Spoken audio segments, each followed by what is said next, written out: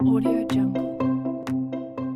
Assalamualaikum warahmatullahi wabarakatuh. Perkenalkan, kami dari kelompok 1 akan mempresentasikan hasil analisis jurnal internasional untuk memenuhi tugas mata kuliah Inovasi Pembelajaran Matematika yang diampu oleh Bapak Muhammad Asikin dan Bapak Adi Satrio Ardiansyah.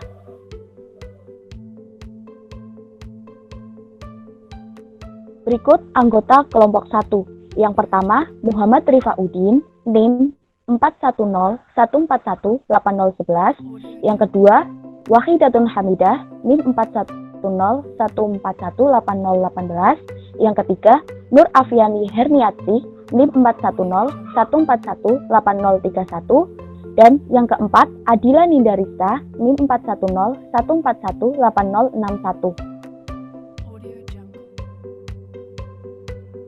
Berikut identitas jurnal ilmiah.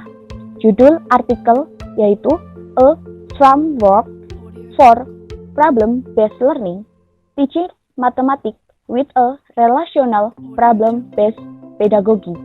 Nama penulisnya Carmel Setino.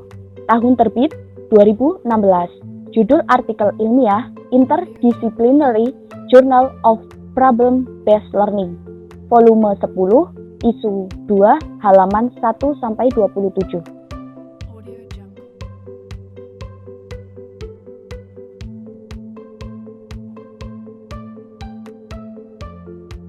Untuk bagian pertama, analisis abstrak akan disampaikan oleh teman saya, Adila Nindarista. Adila Nindarista, dipersilahkan.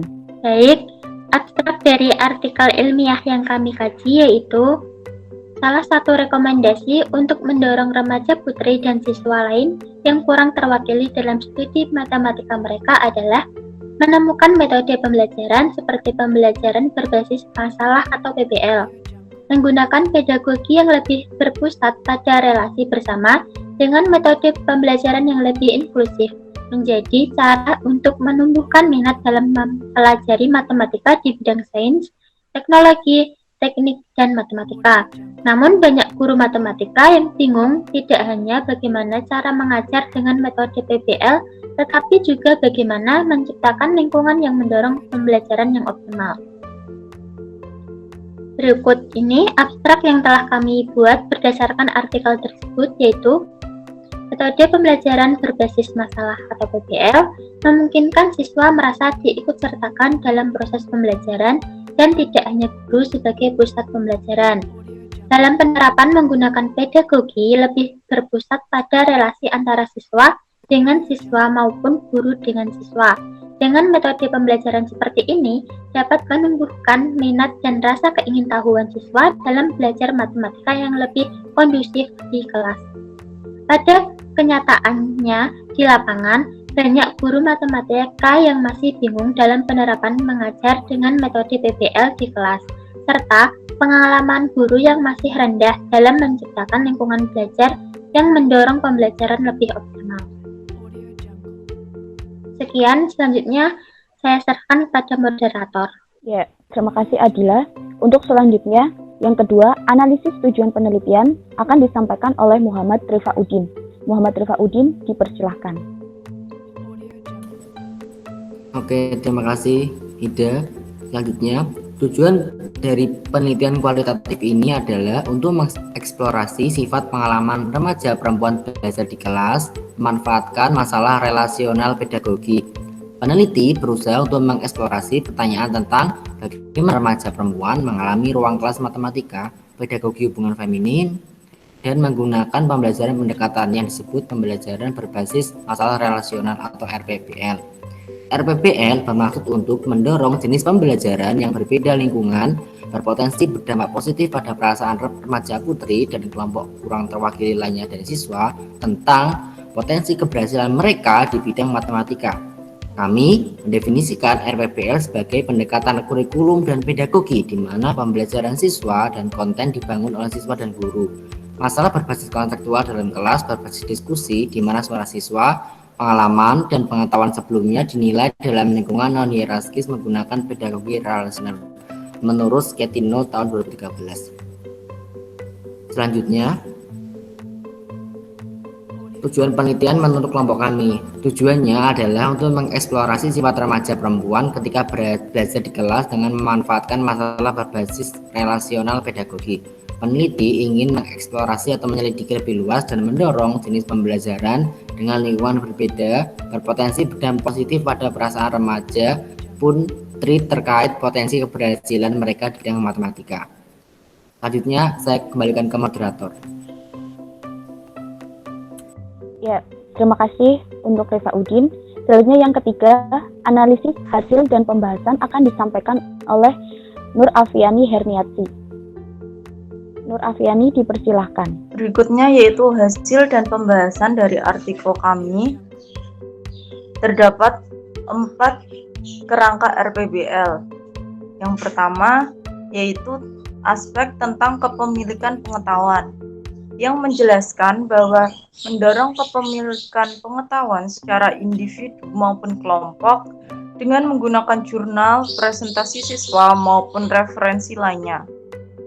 Kemudian aspek yang kedua yaitu kurikulum yang terhubung, yang mana penerapan kurikulum dengan masalah scaffolding atau metode pembelajaran dengan memberikan dukungan belajar secara terstruktur, sehingga siswa dapat memahami sifat keterkaitan dengan matematika.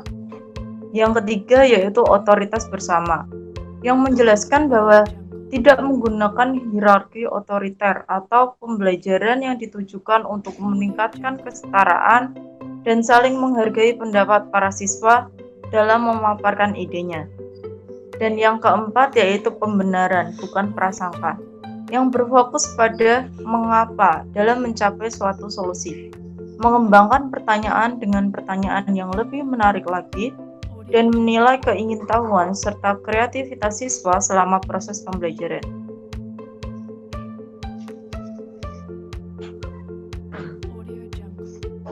Kemudian yang berikutnya yaitu dari aspek siswa.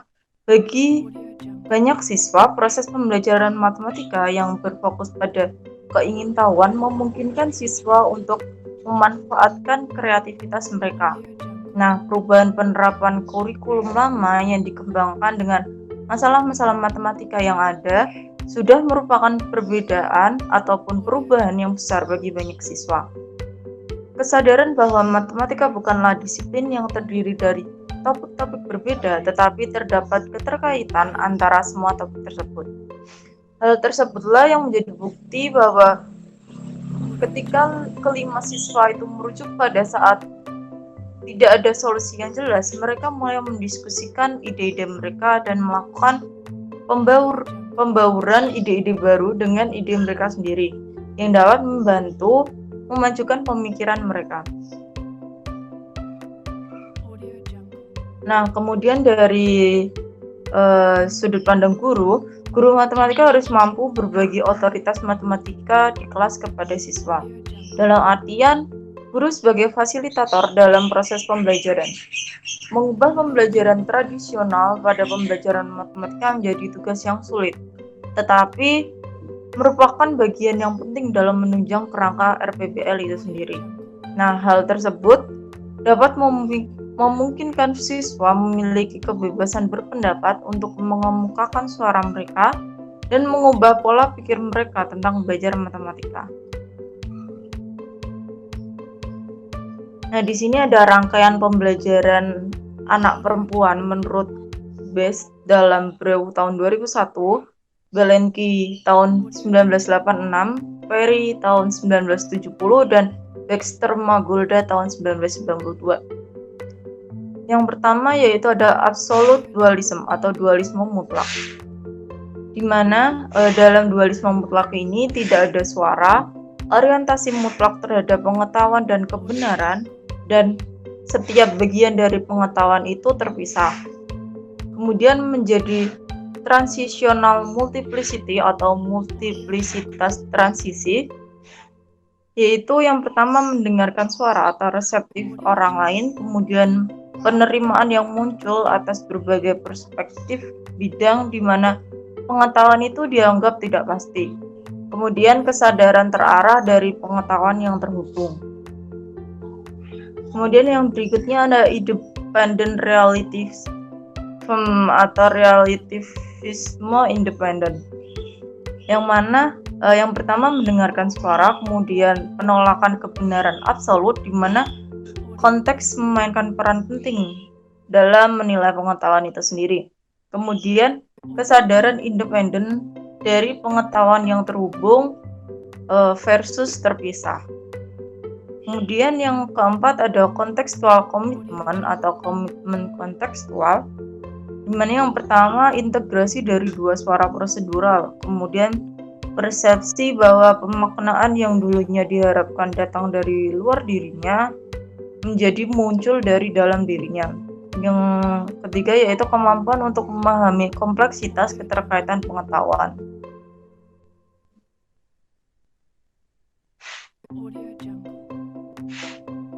Sekian untuk hasil dan pembahasan, saya kembalikan kepada moderator. Baik, terima kasih Nur Afiani.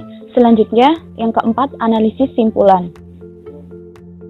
Dalam artikel ini, peneliti menggunakan metode wawancara siswa sekitar 5 peserta dan mengumpulkan persepsi mereka tentang pengalaman pembelajaran RPBL, observasi kelas, wawancara guru, serta jurnal siswa. Dari kelima pengalaman positif siswa yang diwawancarai terhadap kaitan dengan pembelajaran RPBL, peneliti mencoba mengikuti dengan penelitian lanjut tentang apakah kerangka RPBL ini dapat diaplikasikan ke ruang kelas dan populasi lain. Temuan peneliti bahwa RPBL merupakan sarana pembelajaran matematika yang efektif bagi siswa yang kurang terwakili dengan peningkatan pengembangan profesional akan dibutuhkan untuk para pengajar di samping kurikulum kerja dan dukungan, yang kesemua keefektifan dan penyampaiannya perlu dinilai. Peneliti menghabiskan karir dalam dunia pendidikan mencoba menjangkau tidak hanya siswa tetapi juga guru yang tertarik pada jenis perubahan dengan harapan dapat membuat perbedaan dalam pendidikan matematika. Peneliti telah mendapat dorongan dari beberapa individu guru yang mencari perubahan dalam pendekatan pedagogis untuk matematika, beberapa kemiripan kesetaraan, komunikasi, dan perasaan yang terjadi secara aktif di kelas. Harapan peneliti adalah untuk menginspirasi penelitian lanjut dengan pembelajaran berbasis masalah dan mencari alternatif yang dapat dimiliki semua siswa, pengalaman di kelas matematika yang berharga dan bermakna untuk memperkaya hidup mereka dan mempengaruhi masa depan mereka dengan kedalaman yang cukup untuk melihat beberapa keindahan dalam matematika, khususnya menegaskan keyakinan tentang bagaimana RPBL dihargai dalam pengalaman siswa perempuan yang belajar matematika. Sekian pemaparan presentasi hasil analisis jurnal internasional dari kelompok 1. Apabila terdapat kesalahan, kami mohon maaf. Terima kasih. Wassalamualaikum warahmatullahi wabarakatuh.